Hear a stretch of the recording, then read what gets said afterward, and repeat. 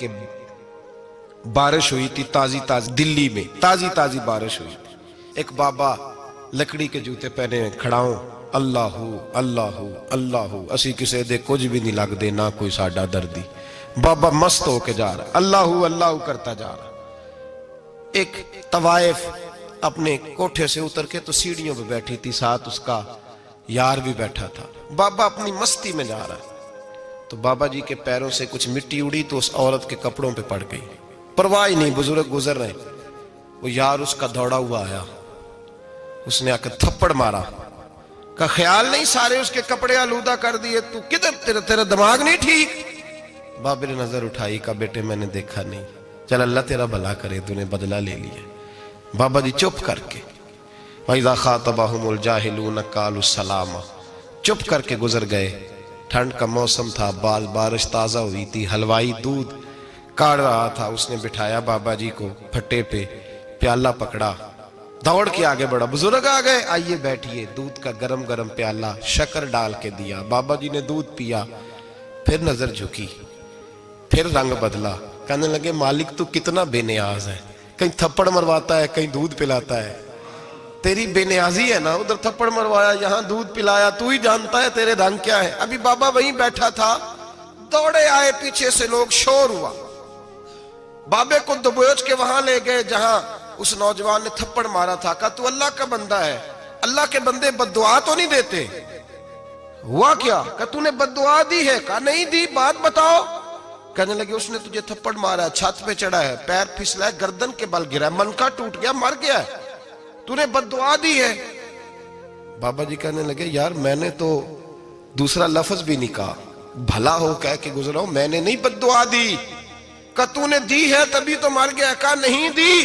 کہا بابا تو بزرگ آدمی ہے, سچ بول. تو بابا جی کہنے لگے سچ سنو. پھر میں آ رہا تھا, میرے پیروں سے مٹی اڑی, اس کے یار کے کپڑوں پہ پڑی, اسے برا لگا, اس نے مجھے مارا.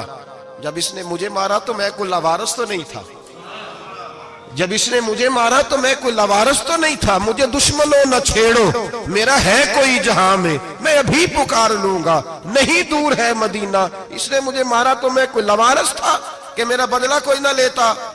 اس نے مجھے مارا ہے تو میرے یار کو برا لگا تو اس نے اسے مار دیا ہے, میری تو غلطی کوئی نہیں. یاروں کا جھگڑا ہے, یہ تو دوستوں کا جھگڑا ہے, یہ تو یاروں کا جھگڑا ہے, کوئی غلطی نہیں میری, کوئی غلطی نہیں. خش خش جنہ قدر نہیں میرا, اے میرے صاحب نو وڈیاں, میں تے گلیاں دا روڑا کوڑا, میں گلیاں دا روڑا کوڑا.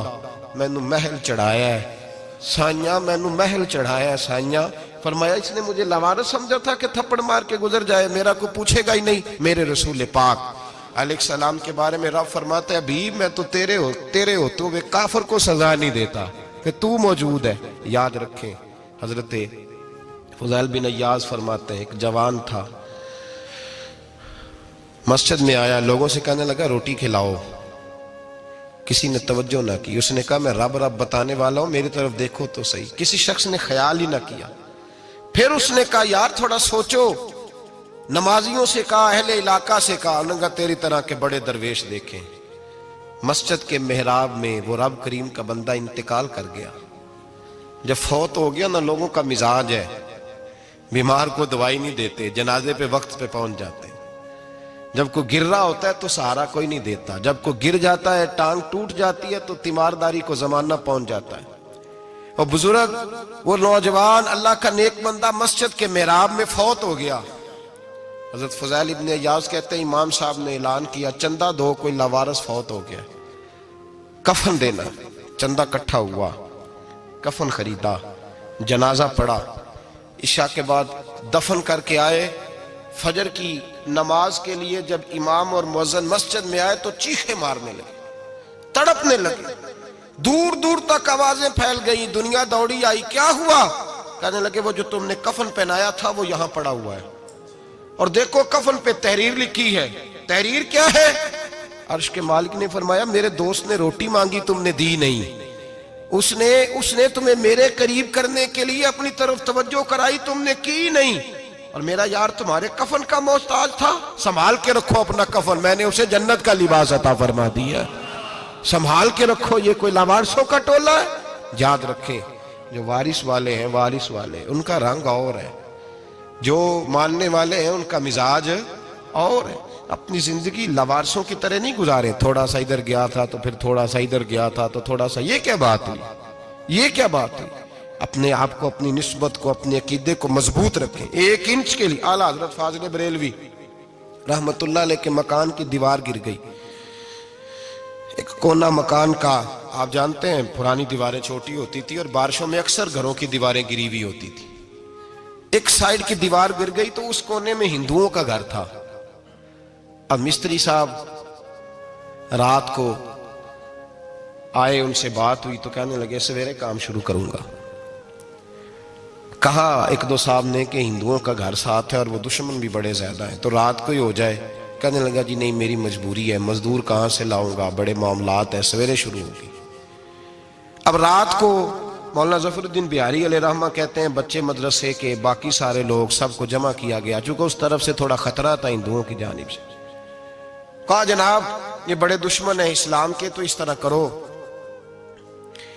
کرو کہ 2-3 بچوں کی ڈیوٹی لگائیں یا کچھ لوگوں کی یہاں رات کو پہرا دیا جائے. ٹھنڈ بھی بڑی زیادہ تھی، کھڑا ہونا بھی مشکل تھا.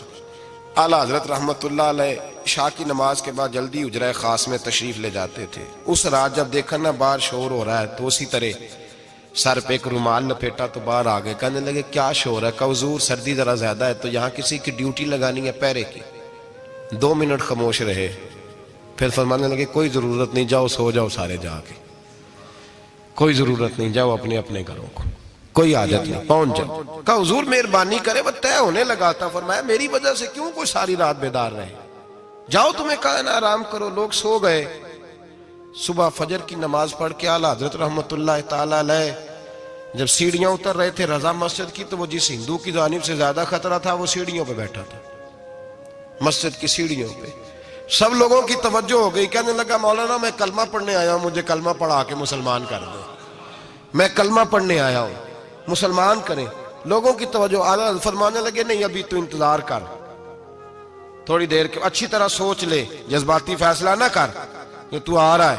یہ کہہ کے جب 2 سیڑھیاں نیچے اترے اس کے پاس سے تو اس نے پیر تھام لیے. کہنے لگا اب ایسے تو نہ کرو، رونے لگا. اعلیٰ حضرت رحمت اللہ نے کلمہ پڑھایا، کچھ باتوں کی نصیحت فرمائی، تشریف لے گئے. گھیرنے والے گھیر کے بیٹھ گئے. کہنے لگے ہمیں بھی بتا بدلہ کیسے ہے.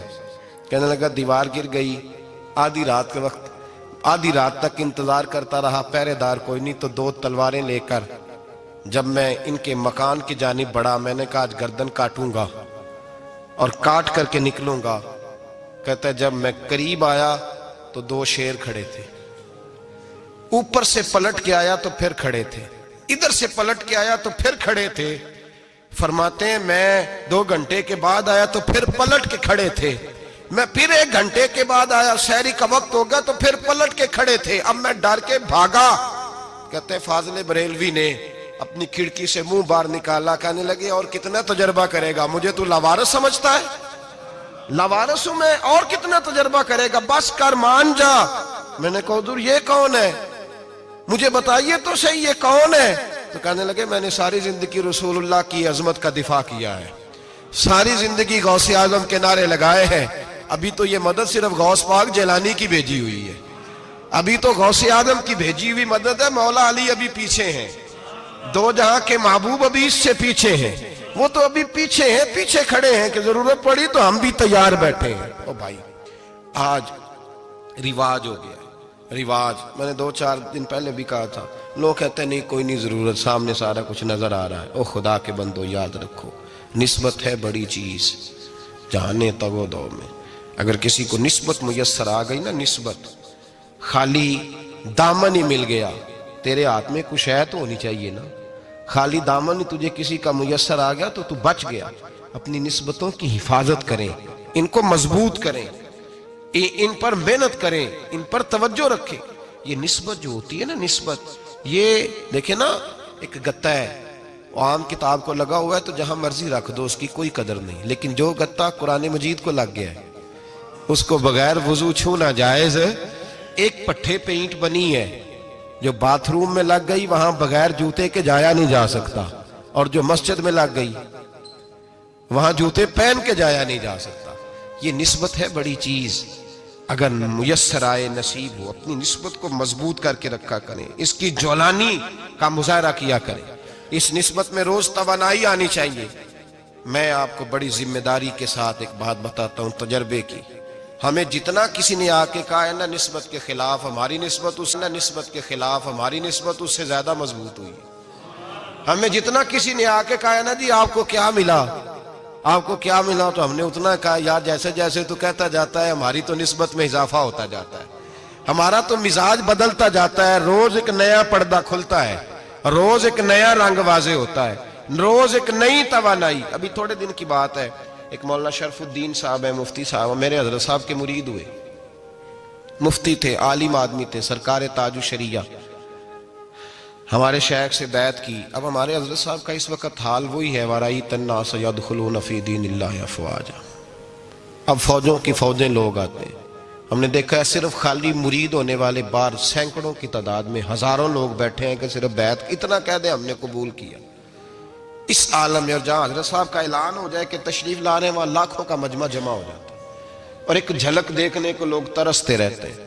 یہ کیفیت ہم نے دیکھی، وہ دور گزر گیا، کبھی ایسا بھی ہوتا تھا ایک میں ہوتا تھا ایک تو ہوتا تھا اور تیسری تنہائی ہوتی تھی، وہ دور بیت جاتا ہے، وہ لمحے کسی کسی کو نصیب آتے ہیں۔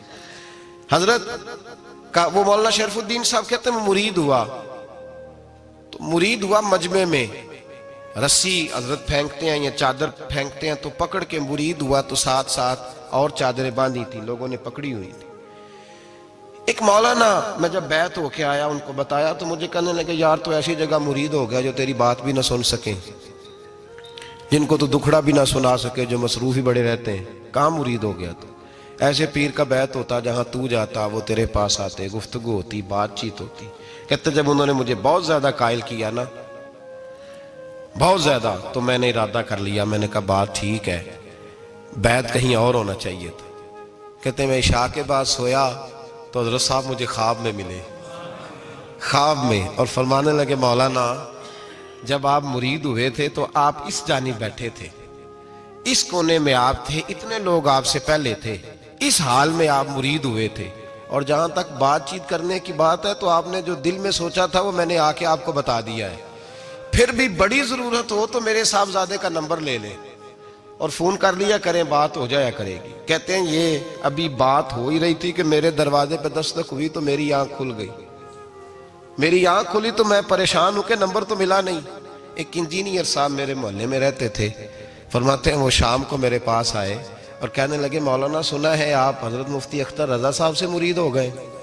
میں نے کہا ہاں، تو کہنے لگے میں ان کے مدرسے میں کام کر کے آئے ہوں، میرے پاس ان کے بیٹے کا نمبر ہے، چاہیے آپ کو؟ نمبر ہے چاہیے؟ کہتے ہیں نمبر مجھے وہ شام کو گھر آ کے دے گئے۔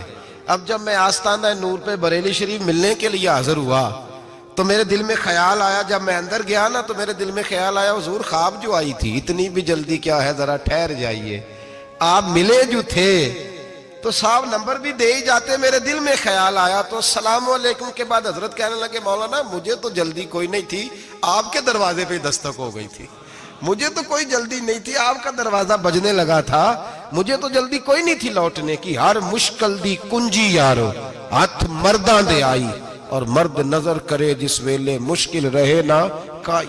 بس لوگوں یہ یاد رکھو اور اس پہ عمل کرو، اپنی نسبتوں کو مضبوط کریں۔ ہمارا تو جیسے دن کا اجالا چمکتا ہے نا، چمکتا ہے دل کا اجالا، جیسے نیا دن چڑھتا ہے ہمارے لیے تو ایک نئی روشنی لے کے آتا ہے۔ اپنے آپ کو بیدار رکھیں۔ سورج اگر باہر پورا نکل آئے نا تو جو آدمی آنکھیں زور سے بند کر لے اسے کوئی شے نظر نہیں آتی، پورا سورج نکلا ہوا بھی ہو۔ سورج اسے نظر آئے گا جس کی اپنی آنکھیں بھی کھلی ہوں گی، تو آنکھیں نہیں کھول رہے، تو آنکھیں نہیں کھول رہے، آنکھیں، یہ شکوہ آنکھیں نہ کھولنے کا ہے، آنکھیں نہیں کھول رہے تو سورج کیسے نظر آئے گا؟ بات ذرا سخت ہے پر چلو آپ میرے عزیز ہیں کر جاتا ہوں۔ ملا رومی رحمت اللہ تعالیٰ علیہ فرماتے مجھ سے ایک شخص نے کہا کہ نبی پاک صلی اللہ تعالیٰ علیہ وسلم اگر سراجم منیرہ ہے تو نظر کیوں نہیں آتے؟ تو میں نے کہا الو اگر آنکھیں بند کر لے تو اسے کوئی شے نظر نہیں آتی، آنکھیں بند کر لے تو اسے کوئی شے نظر، تو آنکھیں تو کھولنا، آنکھیں کھول۔ یہاں میں اپنے کمرے میں یوں پردہ آگے کر کے لائٹ بند کر کے باہر شور مچاؤں، سورج کوئی نہیں، سورج کوئی نہیں، تو مجھے کوئی بندہ کہے گا پاگل، اس طرح کر، باہر نکل، ادھر آ تجھے دکھاؤں سورج ہے کہ نہیں، تیری تو اپنی آنکھیں بند ہے۔ اقبال کہتے ہیں دل بینا بھی کر خدا سے طلب، آنکھ کا نور دل کا نور نہیں، اندر کی آنکھیں کھول، اندر اتنا اندھیرا ہے تو باہر کیسے نظر آئے گا؟ تو لوگ آنکھ ہی نہیں کھولتے، دائیں بائیں دیکھتے رہتے ہیں۔ نسبت کو مضبوط کریں۔ رب تو فرماتا ہے حبیب تو موجود ہے تو میں کافر کو بھی عذاب نہیں دیتا۔ اب یہاں خالص نسبت کا بیان ہے، خالص۔ یہ نہیں فرمایا کہ حبیب ان کے عمل اچھے ہیں تو میں عذاب نہیں دیتا، یہ نہیں فرمایا کہ حبیب یہاں خانہ کعبہ ہے تو میں عذاب نہیں دیتا، نسبت کی بات فرمائی، نسبت کی۔ یہ نہیں فرمایا کہ حبیب یہاں روز طواف ہوتا ہے تو عذاب نہیں دیتا، یہاں تلاوت ہوتی ہے تو فرمایا حبیب تو ہے اس لیے میں انہیں عذاب۔ مدینے میں کبھی زلزلہ نہیں آیا، پتہ ہے آپ کو؟ اس لیے نہیں آیا کہ وہاں میرے مصطفیٰ کا گنبد خضرا ہے۔ کوئی فصل وہ بیجتے نہیں، کوئی فصل بوتے نہیں، وہ کوئی فصل بھی، لیکن دنیا کی ہر شے آپ کو مدینے میں ملتی ہے۔ جو سب سے اچھا پھل کھانا چاہے اسے مدینے میں جا کے ملتا ہے، اس لیے کہ وہاں گنبد خضرا کی ہریالی موجود ہے۔ دنیا کی ہر نعمت ملتی ہے اس لیے کہ گنبد خضرا جو موجود ہے۔ تو بھائی یہ نسبتوں کی بات ہے، نسبتوں کی۔ پرانی امتوں میں جب کوئی گناہ کرتا تھا تو دروازے پہ لکھا ہوتا تھا سویرے، میرے حبیب نے دعا فرمائی مولا یہ میرے ہیں انہیں رسوا نہ کرنا، اے اللہ میرے ہیں انہیں رسوا نہ کرنا۔ تو میرے بھائی سن لو اور یاد رکھ لو، لاکھوں پاپ بھی لوگ کر کے آئیں سویرے منہ دھو کے نکل آئیں تو عرش کا مالک رسوا نہیں کرتا، بلکہ کہتا ہے تو میرے دامن میں چھپ جا، اندر جا کے جہاں گناہ کیا ہے وہاں جا کے دل سے سچی توبہ کر لے، میں قیامت میں بھی کسی کو نہیں بتاؤں گا کہ تو نے گناہ کیا ہے۔ تو برکت کس کی ہے؟ رسول پاک کی۔ یہ برکت کس کی ہے؟ حبیب دو عالم کی صلی اللہ۔ غلامی کا رشتہ مضبوط کریں، غلامی کا وارث والے بنے، لوارث نہ بنے۔ لوارثوں جیسی زندگی نہ گزارے، جہاں مرضی چلے گئے، جہاں مرضی چھٹیاں کار ہے، جتنے مرضی ٹائم بتائے، جو مرضی طبیعت میں آیا کرتے پھرے، پتہ ہی کوئی نہیں، حال ہی کوئی نہیں، یہ کوئی کیفیت نہیں ہے کوئی بھی۔ مجھے ایک صاحب کہنے لگے کہ ایک پیر بھائی پوچھ رہا تھا حضرت صاحب کا حال کیا ہے، میں نے آج کے بعد اس نے تجھ سے پوچھا تو بالکل نہ بتانا۔ وہ کیسا بیٹا ہے، وہ کیسا بیٹا ہے جو پڑوسیوں سے دائیں بائیں لوگوں سے حال پوچھتا ہے، اسے پتہ ہی نہیں، اسے خبر ہی نہیں، اسے تو لمحے لمحے کی خبر ہونی چاہیے، اسے تو منٹ منٹ کا پتہ ہونا چاہیے تھا۔ وہ اس نے کس طرح کی نسبت رکھی ہوئی ہے جس کو ہم سایوں سے پوچھنے پڑتا ہے ذرا پتہ کر کے بتانا حال کیا ہے۔ تو کدھر تھا بھائی، اتنی دیر ہو گئی، تو نے حال بھی کسی اور سے پتہ کرانا ہے؟ میں نے کہا اس کو کہنا آج کے بعد حال پوچھنا ہوا تو خط لکھے، میں بھی جواب لکھ دوں گا، بات ختم ہو گئی۔ جب دور دور جو رہنا ہے تو ٹھیک ہے، پھر اس طرح نہ تو خدا ہے نہ میرا عشق فرشتوں جیسا، دونوں انسان ہیں تو پھر کیوں اتنے حجابوں میں ملے؟ اور اس نے کہا تھا اب کہ ہم بچھڑے تو شاید کبھی خوابوں میں ملے، جیسے سوکھے ہوئے پھول کتابوں میں ملے۔ ایسا کام نہ کریں کہ وہ انداز ہی بدل جائے، اپنے آپ کو، اپنی نسبتوں کو مضبوط کریں۔ اللہ تبارک و تعالیٰ سے دعا اور التجا ہے کہ اللہ کریم ہمیں نسبتوں کی مضبوطی عطا فرمائے، اور اللہ تبارک و تعالیٰ ہمیں یہ توفیق دے کہ ہم سمجھ جائیں اس بات کو کہ اصل بات ہے کیا، اور اصل کی مضبوطی کتنی ضروری ہے، اصل تک پہنچنا کتنا ضروری ہے۔ اور یہ بھی یاد رکھیں، اماں جب ناراض ہوتی ہے نا، جب اماں ناراض ہوتی ہے تو کہتی ہے بس نکل جاتا، فٹافٹ نکل جاتا، دوڑ جا، کوئی تعلق نہیں۔ ابا بھی کہتا ہے آج آیا تو ٹانگیں توڑ دوں گا، حال ہی کوئی نہیں۔ اور وہی بیٹا جا کے 2 منٹ پیروں میں بیٹھتا ہے، کہتا ہے اماں تجھے پتہ ہی نہیں میں کتنی ٹینشن میں تھا۔ تو وہی اماں باہر نکل کے پہلے بڑھ کے مار رہی ہوتی ہے حد کر دوں گی، پھر وہی اماں کہتی ہے بڑا پریشان ہے بیچارہ۔ یہ کیفیت ہے، اپنے آپ کو صحیح کریں، اپنی نسبتوں کو مضبوط کریں، احکامات پہ عمل کریں، محبوب کی غلامی تگڑی کریں۔ یہ جو سستیاں ہیں، کوتاہیاں، ان کو دور کریں۔ زندگی کا لطف آتا ہی تب ہے جب آپ پورے طور پر اپنے آپ کو چاق و چوبند کرتے ہیں۔ اگر تھوڑا کر لیا، تھوڑا چھوڑ دیا، 1 پڑھ لی، 3 رہ گئیں، 3 پڑھ لیں، 2 رہ گئیں، یہ لطف نہیں ہے، یہ ذائقہ نہیں ہے۔ اپنے آپ کو مضبوط کریں اور پورا مضبوط کریں، پوری اپنے اندر جو ہے وہ جولانی نسبت کی پیدا کریں۔ بس یہ دعا کریں اللہ جب تک زندہ رکھے غلامی میں رکھے، اور مارے تو غلاموں جیسی موت